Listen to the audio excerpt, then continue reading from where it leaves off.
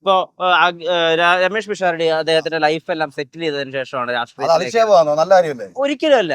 ഇപ്പൊ ഒരിക്കലും അല്ല. ആ. അത് അതിനൊരിക്കലും അധിക്ഷേപമായി ഉൾക്കൊള്ളാനാവില്ല. അപ്പൊ ഏതാണ് അധിക്ഷേപിച്ചത്? ഒരാളുടെ പബ്ലിക് അഡ്മിനിസ്ട്രേഷനിലുള്ള കഴിവ് അയാളുടെ സാമ്പത്തികമായുള്ള അയാളുടെ ഉറപ്പുമായി ബന്ധപ്പെടുത്തി എങ്ങനെയാണ് ഇതൊന്നും ഞാൻ അഖിൽമാരാർ പറഞ്ഞിട്ടില്ല വിഷ്ണു. അത് എവിടെങ്കിലും എന്തെങ്കിലും അഖിൽമാരാർ ഒന്ന് വിശദീകരിക്കുക. എന്താണ് അപ്പൊ അഖിൽമാരാർ ഉദ്ദേശിച്ചതിന്റെ ഉള്ളർത്ഥം എന്തായിരുന്നു? അപ്പൊ ഇത് എന്റെ അടുത്ത് എന്റെ പേര് ഞാൻ മറന്നുപോയി. അവനൊരു ചോദ്യം ചോദിച്ചു, ആ. ബിഗ് ബോസിൽ പോയതാണോ അഖിൽമാരാരുടെ യോഗ്യത എന്ന്. ഉം. ചോദ്യത്തിന് മറുപടിയായിട്ട് ഞാൻ പറയുന്നു, എന്താണ് പിഷാരടിയുടെ യോഗ്യത? ഉം. ഉം. അതായത് എന്റെ യോഗ്യത ചോദിക്കുന്ന ഒരാൾക്ക് ഇന്നൊരാളുടെ യോഗ്യത പറഞ്ഞാൽ ഞാൻ അതിനനുസരിച്ച് എന്റെ യോഗ്യത പറയാം. Okay okay. അപ്പം അതാണ് ഞാൻ പറഞ്ഞു കൊടുക്കുന്നത്. അപ്പോഴത്തേക്ക് പിഷാരടി ഇത് ഞാൻ എന്താണ് ഇപ്പൊ വിഷ്ണുവിന്റെ പോലെ തന്നെ ഞാൻ പറഞ്ഞത് എന്താന്ന് കേൾക്കാതെ അദ്ദേഹം വളരെ പുച്ഛത്തോടു കൂടി അതിനെ തള്ളിക്കളയുന്നു. അപ്പം ഒരു വ്യക്തിയോട് തന്നെ പുച്ഛം കാണിച്ചത് രമേഷ് പിഷാരടിയാണ്. അപ്പൊ ഞാൻ ആ പുച്ഛത്തിന് കൊടുത്ത മറുപടിയാണ്. മുഖ്യമന്ത്രിയോട് ചോദ്യം ചോദിച്ചപ്പോഴത്തേക്ക് വീട്ടിൽ പോയി ചോദിക്കണമെന്ന് പറഞ്ഞു. അദ്ദേഹം പുച്ഛിച്ചിട്ടില്ല അഖിൽമാരാർ, അദ്ദേഹം അവഗണിക്കുകയാണ് ചെയ്തത്. അത് രണ്ടും അവഗണിക്കാൻ പാടില്ല.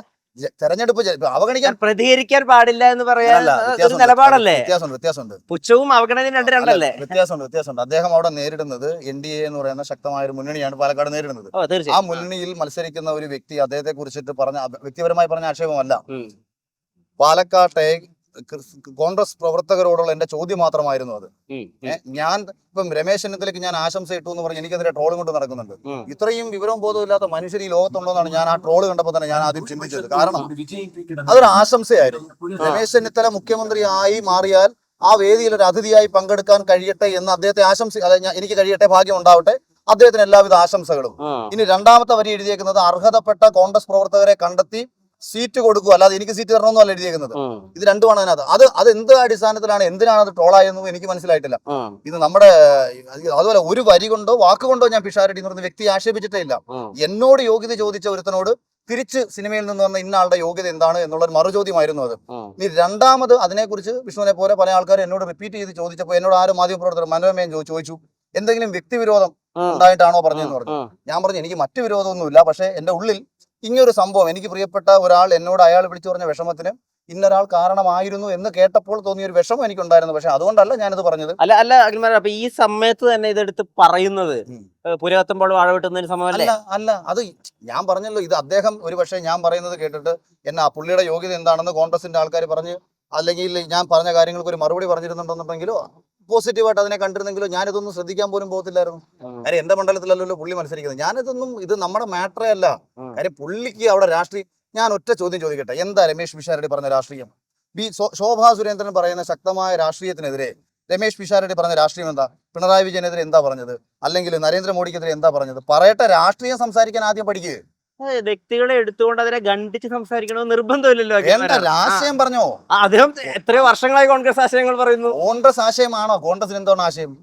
കോൺഗ്രസിന്റെ ആശയം ഈ രാജ്യത്ത് സ്വാതന്ത്ര്യം കിട്ടാൻ വേണ്ടി പ്രയത്നിച്ച പാർട്ടിയാ. വേറെന്തോ ആശയം എന്ന് പറയാൻ എനിക്ക് കോൺഗ്രസിന്റെ ആശയം എന്ന് പറഞ്ഞത്? കോൺഗ്രസിന്റെ ആശയം വികസനവുമായി ബന്ധപ്പെട്ട റൈറ്റ് ആശയമാണ്. ആശയങ്ങൾ 1885 എയോഹ്യൂം ഈ പാർട്ടി ഉണ്ടാക്കിയ സമയത്ത് ഒരു വലിയ ലക്ഷ്യമുണ്ടായിരുന്നു. ആ ലക്ഷ്യത്തിന് പിന്നാലെ അണിനിരക്കാൻ വേണ്ടി ഒരു ആശയം സൃഷ്ടിക്കപ്പെട്ടത് ദേശീയ ബോധമാണ്. ആ ദേശീയ ബോധമാണ് കോൺഗ്രസിനെ അക്കാലത്ത് നയിച്ചത്. കോൺഗ്രസിന് ഇന്ന് ദേശീയ ബോധം ലെവലേശമില്ല.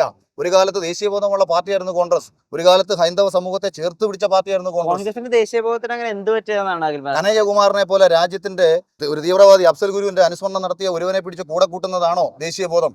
CAA NRC നടപ്പിലാക്കുന്ന സമയത്ത് അത് ഇന്ത്യ മഹാരാജ്യത്തിന്റെ നന്മയ്ക്ക് വേണ്ടിയാണെന്നും ഇന്ത്യയിലെ ഒരു മുസൽമാനും അത് പ്രശ്നമുണ്ടാവത്തില്ല എന്നും മനസ്സിലാക്കിയിട്ട് രാജ്യ നന്മയ്ക്ക് വേണ്ടി പ്രവർത്തിക്കാതിരിക്കുന്നതാണോ ദേശീയ ബോധം? ഈ രാജ്യത്ത് എപ്പോഴൊക്കെ രാജ്യവിരുദ്ധ ശക്തികൾ ഇടപെട്ടിട്ടുണ്ടോ ആ സമയത്തെല്ലാം ഇതിനെതിരെ തള്ളിപ്പറയുന്നതാണോ ദേശീയ ബോധം? പഹൽഗാം ആക്രമണം ഉണ്ടായ സമയത്ത് റോബർട്ട് വദ്ര പറയുകയാണ് അത് ചെയ്യിച്ചത് നരേന്ദ്രമോദിയാണെന്ന് പറഞ്ഞു കഴിഞ്ഞാൽ ആ പറയുന്നവനെ ചെവുക്കല്ലടിച്ച് പൊട്ടിക്കണമെന്ന് അന്ന് ഫേസ്ബുക്കിൽ എഴുതിയ ഒരാളാണ് ഞാൻ. രാഹുൽ ഗാന്ധി, പ്രിയപ്പെട്ട രാഹുൽ ഗാന്ധി എത്രയും പെട്ടെന്ന് റോബർട്ട് വദ്ര എന്ന് പറയുന്ന അളിയനെ വിളിച്ചിട്ട് ചെവുക്കല്ലടിച്ച് പൊട്ടിച്ചിട്ട് പറയണം, മേലാൽ ഇമാതിരിയുള്ള ഡയലോഗും കൊണ്ട് നടക്കരുതെന്ന് പറയണം എന്ന് അന്ന് തന്നെ ഞാൻ ഫേസ്ബുക്കിൽ എഴുതിയ ഒരാളാണ്. അപ്പൊ ഇതിൽ എവിടെയാണ് ദേശീയ ബോധമുള്ളത്? ദേശീയ ബോധമുള്ള ഒരു രാഷ്ട്രീയ പാർട്ടിക്ക് എങ്ങനെയാണ് രാജ്യത്തിനെതിരെ വരുന്ന വിഷയങ്ങളെ അനുകൂലിക്കാൻ പറ്റുന്നത്? അപ്പൊ ഇതെല്ലാം എന്തുകൊണ്ടാണ് ഒരു കാലത്ത് ബാബറി മസ്ജിദ് തുറന്നു കൊടുത്തത് ആരാ? രാജീവ് ഗാന്ധിയാണ്. 1986 ഹിന്ദുക്കൾക്കായി ബാബറി മസ്ജിദ് തുറന്നു കൊടുക്കുന്നത്. 89 അവിടെ ശിലാന്യാസം ചെയ്തത് രാജീവ് ഗാന്ധിയാണ്. ഇത് ചെയ്തത് കോൺഗ്രസ് പാർട്ടിയാണ്. പശുവും കിടാവുമായിരുന്നു കോൺഗ്രസ് ഇന്ദിരാഗാന്ധിയുടെ പാർട്ടിയുടെ ചിഹ്നം. പിന്നീടാണ് കൈപ്പത്തി വരുന്നത്. അപ്പൊ പശുവിനൊന്നും കേട്ട് കഴിഞ്ഞാൽ ഇന്ന് എല്ലാവർക്കും വിഷയമാണ്. ഇത് കോൺഗ്രസിന്റെ ചിഹ്നം തന്നെ പശുവും കിടാവുമായിരുന്നു. അപ്പൊ ഇത് ഇന്ന് ചാണകം എന്ന് വിളിക്കുന്നത് കോൺഗ്രസ്സുകാരെയാണ്. നിങ്ങൾ ഒരു കാലത്ത് മത്സരിച്ചത് പശുവും കിടാവും കൊണ്ടാ. പശുവും കിടാവും കൊണ്ടുള്ളതുകൊണ്ട് ചാണകം അവിടെ നിർബന്ധമില്ല. പശു ഇടുന്ന എന്താ? അതുകൊണ്ടല്ല. BJP എന്ന രാഷ്ട്രീയ പാർട്ടി പലപ്പോഴും അതിന്റെ നേതാക്കൾ പലപ്പോഴും ഈ ചാണകത്തിന്റെ ഗുണഗണങ്ങളും നല്ലതല്ലേ? ഞാൻ ചാണകം മെഴുകിയ കോൺഗ്രസ് പറഞ്ഞിട്ടില്ല. ഞാൻ ചാണകം മെഴുകിയ തറയിൽ ഞാനും അമ്മൂമ്മയും കൂടെ പണ്ട് കിടന്നുറങ്ങിയത് ചാണകം മെഴുകിയ തറയിലാ. അത്രയും അതുകൊണ്ടെന്ന് ചാണകത്തിന്റെ കുഴപ്പം നീ കുഴപ്പം പറയണ്ടേ? ഏറ്റവും ബെസ്റ്റ് ആയിട്ടുള്ള ഒരു സാധനം എടുത്ത് നമ്മളെ തന്നിട്ട് ഇതിന് കുഴപ്പമുണ്ടോ? ചാണകത്തിന്റെ ഗുണഗണങ്ങളെ പറ്റി അറിവില്ലായ്മ കൊണ്ടല്ല ഒരു കോൺഗ്രസ് പ്രവർത്തകർ അത് പറയുന്നത്. ചാണകം കഴിക്കുന്നത് നല്ലതാണ്, ചാണകം ദേഹത്ത് പുരട്ടുന്നത് നല്ലതാണ്, ഗോമൂത്രം കുടിക്കുന്നത് നല്ലതാണെന്നൊക്കെ പ്രചരിപ്പിച്ച രാഷ്ട്രീയ നേതാക്കളുണ്ട് BJP. അതുകൊണ്ടാണ് അങ്ങനെ പറയുന്നത്. ആയുർവേദപരമായിട്ട് ഇതൊക്കെ ഗുണം ഉണ്ട്. ഇപ്പൊ ഞാനിതൊന്നും ചെയ്യുന്നില്ല. ഇപ്പൊ ചെളി എടുത്ത് പുരട്ടുന്ന ആൾക്കാരുണ്ട് എന്ന് കരുതിയിട്ട് ചെളി ആരും കഴിക്കില്ലല്ലോ. മണ്ണ് ഇപ്പൊ നമ്മുടെ മഡ് ബാത്ത് എന്ന് പറയുന്നത് ഇന്ന് ഒരുപാട് ആയുർവേദ ആൾക്കാർ ഉപയോഗിക്കുന്നതാണ്. വാഴയിലെ പൊതിഞ്ഞു കെട്ടിക്കിടക്കുന്ന ആപത സ്നാനം എന്ന് പറയുന്ന പരിപാടിയൊക്കെ ആയുർവേദത്തിലുള്ളതാണ് എന്ന് പറഞ്ഞ് വാഴയിൽ ആരെങ്കിലും എടുത്ത് കഴിക്കുമോ? ഇതൊക്കെ ഇങ്ങനെ ഇതായത് ഞാൻ ഒരു വിഷയത്തെ കുറിച്ചിട്ടും പഠിക്കാനും ശ്രമിക്കത്തില്ല, അറിയാനും ശ്രമിക്കത്തില്ല. നമ്മുടെ മനസ്സിൽ തോന്നുന്നത് നമ്മളങ്ങ് പ്രചരിപ്പിച്ചേക്കാണ്. അതാണ് അപകടം. ദയവ് ചെയ്ത് എല്ലാവരുടെ ഞാൻ പറയുന്നത്, നിങ്ങൾ ഒരാളെ വിമർശിച്ചോളൂ. ഇപ്പൊ കഴിഞ്ഞ ദിവസം ഒരുത്തനെന്തോ ഞാൻ ജയിച്ചു കഴിഞ്ഞാൽ ജെട്ടിയും പ്രായം ഇട്ട് കോഴിക്കോട് ഓടുമെന്ന് പറഞ്ഞിട്ട് പോസ്റ്റ് ഇട്ടു. അവ ഇന്നലെ വേറൊരു പോസ്റ്റ് ഇട്ടു, എനിക്ക് നടൻ ദിലീപ് 7 കോടി രൂപ തന്നിട്ടുണ്ടെന്ന്. ഞാൻ പറഞ്ഞു 100 രൂപ തന്നിട്ടുണ്ടെന്ന് നീ തെളിയിച്ചാൽ നിങ്ങൾ പറയുന്ന പണി ഇനിയുള്ള കാലം ഞാൻ എടുത്തോളാം എന്ന് പറഞ്ഞ് കമന്റ് ഇട്ടിട്ട് ഞാൻ പറഞ്ഞു, ഇത് പോസ്റ്റ് നീ പിൻവലിച്ച് മാപ്പ് പറഞ്ഞില്ല എന്നുണ്ടെന്നുണ്ടെങ്കിൽ ഞാൻ കേസ് കൊടുക്കുമെന്ന് പറഞ്ഞു. എന്തുകൊണ്ട് LDF UDF സ്വതന്ത്ര സ്ഥാനാർത്ഥികൾക്ക് പുറമെ അഖിൽമാരെ തെരഞ്ഞെടുക്കണം? അല്ല, സ്വതന്ത്ര സ്ഥാനം ഞാൻ ഇതിനകത്ത് ഒന്നാമത്തെ കാര്യം, ഞാൻ പ്രതിദാനം ചെയ്യുന്ന രാഷ്ട്രീയ പ്രസ്ഥാനം 2020 മുന്നണി NDA. വ്യക്തിപരമായിട്ട് ഞാനും പറയുന്നത് നിങ്ങളെ പറഞ്ഞു പറ്റിക്കില്ല എന്ന് തന്നെയാണ്. ഇപ്പൊ 2020 ആരെയും പറഞ്ഞു പറ്റിച്ചിട്ടില്ല. കിഴക്കമ്പലത്തായിക്കോട്ടെ, അവർ വികസനം ചെയ്തിട്ടുള്ള 4 പഞ്ചായത്തുകളിലായിക്കോട്ടെ, പറഞ്ഞ വാക്ക് കൃത്യമായി പാലിച്ച് അഴിമതിരഹിതമായ ജനക്ഷേമപരമായ പദ്ധതികൾ ജനങ്ങൾക്ക് നൽകി കൃത്യമായി ജനങ്ങൾക്ക് വേണ്ടി പ്രവർത്തിച്ചതാണ് 2020. 2020ക്കെതിരെ കഴിഞ്ഞ പ്രാവശ്യം എങ്ങനെ മറ്റുള്ളവർ മത്സരിച്ചെന്നറിയാവോ? ചിഹ്നമില്ലാതെ. കോൺഗ്രസിന് ചിഹ്നമില്ല, CPMന് ചിഹ്നമില്ല. 2 പേരും കൂടെ ഒരുമിച്ച് 2020 തോൽപ്പിക്കാൻ വേണ്ടിയിട്ട്. അത് എന്തിനാ 2020 തോൽപ്പിക്കുന്നത്? നാടിന് നല്ലത് ചെയ്യുന്ന രാഷ്ട്രീയ പ്രസ്ഥാനമല്ലേ? ജനങ്ങൾക്ക് വേണ്ടിയിട്ട് എല്ലാ കാര്യങ്ങളും ചെയ്തു കൊടുത്തല്ലേ? പക്ഷേ ഈ 2020 തോൽപ്പിക്കാൻ കോൺഗ്രസിന് ചിഹ്നമില്ല, CPMന് ചിഹ്നമില്ല, SDPIക്ക് ചിഹ്നമില്ല. എല്ലാവരും കൂടെ ഒരുമിച്ചിട്ടാണ് ഈ 2020ക്കെതിരെ മത്സരിച്ചത്. ഇനി ഇപ്പുറത്ത് നരേന്ദ്രമോദി രാജ്യത്ത് ചെയ്യുന്നത് ഇൻഫ്രാസ്ട്രക്ചർ ഡെവലപ്മെന്റിന്റെ കാര്യത്തിൽ ഇതുവരെ ഇന്ത്യ ഭരിച്ചിട്ടുള്ള എല്ലാ പ്രധാനമന്ത്രിമാരെക്കാട്ടിയും ഏറ്റവും മനോഹരമായിട്ടും മുന്നോട്ടുള്ള ഫ്യൂച്ചറിസ്റ്റിക് ആയിട്ടും ചെയ്തു പോകുന്ന പ്രധാനമന്ത്രിയാണ്. അപ്പം നമുക്ക് എന്തിവിടെ ചെയ്യാൻ കഴിയുമെന്ന് പറഞ്ഞാൽ വ്യക്തിപരമായിട്ട് ഞാൻ ആരെയും പറ്റിക്കില്ല, എൻ്റെ പ്രസ്ഥാനം ആരെയും പറ്റിക്കില്ല. അപ്പം അതൊരു കോൺഫിഡൻസ്. അതിനേക്കാൾ ഉപരി കഴിഞ്ഞ കുറേ വർഷങ്ങളായിട്ട് ഇവിടെ ഭരിച്ചവർ, ഇവിടുത്തെ ജനതയ്ക്ക് കൊടുത്തുകൊണ്ടിരുന്നവർ, ഇവിടെ കോൺഗ്രസിന്റെ കോട്ടയാണെന്ന് പറഞ്ഞിട്ട് കോൺഗ്രസിലെ തന്നെ പ്രവർത്തകരെ ശ്രദ്ധിക്കാതെ പോവുക. എപ്പോഴും നമ്മൾ ആദ്യം ചെയ്യേണ്ടത് നമ്മൾ വിശ്വസിക്കുന്ന പ്രസ്ഥാനത്തിൽ നമുക്ക് വേണ്ടി പണിയെടുക്കുന്നവനാണല്ലോ ആദ്യത്തെ പ്രാധാന്യം കൊടുക്കുന്നത്. തൃക്കാക്കരയ്ക്ക് വേണ്ടി അഖിൽമാർ എന്തൊക്കെയാണ് ചെയ്യാൻ ഉദ്ദേശിക്കുന്നത്? 3 പദ്ധതികൾ അല്ലെങ്കിൽ 3 വികസന പരിഹാരങ്ങൾ എന്തൊക്കെയായിരിക്കും?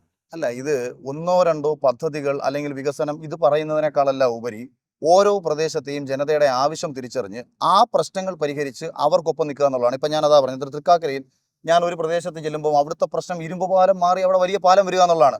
ഞാൻ അവരുടെ അടുത്ത് വന്നിട്ട് നിങ്ങൾക്ക് ഞാൻ എല്ലാ ദിവസവും അരി തരാം, അല്ലെങ്കിൽ എല്ലാ ദിവസവും കക്കൂസിന്റെ മറ്റു കാര്യങ്ങൾ ചെയ്തു തരാം, അല്ലെങ്കിൽ ജനക്ഷേമ പദ്ധതി തരാം എന്ന് പറയുന്നതിനല്ല അവരുടെ ആവശ്യം. അവരുടെ ആവശ്യം ഇന്നതാണെങ്കിൽ അത് ചെയ്തു കൊടുക്കുക. ഞാൻ മറ്റൊരു സ്ഥലത്ത് ചെല്ലുമ്പോൾ അവർക്ക് ഉറപ്പില്ലാത്ത വീടുകളാണ്. ആ വീടുകളില്ലാത്ത പ്രദേശത്ത് അത് ചെയ്തു കൊടുക്കുക. മറ്റൊരു പ്രദേശത്ത് ചെല്ലുമ്പോൾ കുടിവെള്ളത്തിന്റെ ബുദ്ധിമുട്ട്, ശുദ്ധജലം നിലവിൽ ഏറ്റവും പ്രധാനമായി അഡ്രസ് ചെയ്യപ്പെടേണ്ട പ്രശ്നം അല്ല ഇതെല്ലാം. അതാണ് തൃക്കാക്കര എന്ന് പറയുന്നത്. ആലുവയിലെ ഗതാഗത കുരുക്കുണ്ടാവാം, അല്ലെങ്കിൽ കോട്ടയത്തെ കുടിവെള്ള പ്രശ്നം ഉണ്ടാവാം. അങ്ങനെ തൃക്കാക്കരയ്ക്ക് അഡ്രസ് ചെയ്യപ്പെടേണ്ട ഒരു കാര്യം കാൻഡിഡേറ്റ് അറിയണ്ട. തൃക്കാക്കരയില് ഗതാഗത കുരുക്ക് പരിഹരിക്കാൻ വ്യക്തിപരമായിട്ട് ഇവിടെ ലോകത്താരും ഒന്ന് വാഗ്ദാനം ചെയ്താലും നടക്കാൻ പോകുന്ന കാര്യമല്ല. കാരണം അതിപ്പോ വാഗ്ദാനം ചെയ്ത് മാറ്റേണ്ടതുമല്ല. ഇപ്പൊ വൈകുന്നേരങ്ങളിൽ ഇൻഫോ പാർക്ക് അങ്ങനല്ല, അത് ഞാൻ അതാ പറയാൻ വന്നത്. അതായത് വൈകുന്നേരങ്ങളിൽ നമ്മളെ ഇൻഫോ പാർക്ക് റോഡ് ഭയങ്കര തിരക്കുണ്ടാവുന്നത് സ്വാഭാവികമായിട്ടും ആ സമയത്തെ ഇൻഫോ പാർക്കിൽ നിന്ന് ജോലി കഴിഞ്ഞ് വരുന്ന വലിയൊരു വിഭാഗം ജനത ഒരുമിച്ച് റോഡിൽ ഇറങ്ങുന്നതുകൊണ്ടാണ്. അതേ തിരക്ക് 10 മണി മുതൽ 4 മണി വരെ ഇല്ല. അപ്പൊ നമ്മൾ ദുബായിൽ നിന്ന് ഷാർജയിലേക്ക് പോകുന്ന രാവിലത്തെ സമയത്ത് ഒരു തിരക്കുണ്ട്, വൈകുന്നേരം ഷാർജയിൽ നിന്ന് തിരിച്ച് ദുബായിലേക്ക് വരുന്ന തിരക്കുണ്ട്. ദുബായ് രാജ്യത്തിന് ഇത് മാറ്റാൻ കഴിഞ്ഞിട്ടുണ്ടോ? മണിക്കൂറുകളോളം ദുബായിലുള്ള ജനത ഈ ബ്ലോക്കിൽ പെട്ടല്ലേ കിടക്കുന്നത്. അതെന്ന് പറയുന്നത് അത് ആ നിമിഷത്തെ സാഹചര്യം സൃഷ്ടിക്കുന്ന തിരക്കാണ്, അതൊരു പൊതു പ്രശ്നമല്ല. ഇപ്പൊ ഇവിടുത്തെ മെട്രോയുടെ പണി നടന്ന സമയത്ത് ജനങ്ങൾക്ക് ബുദ്ധിമുട്ടുണ്ടായിട്ടുണ്ട്.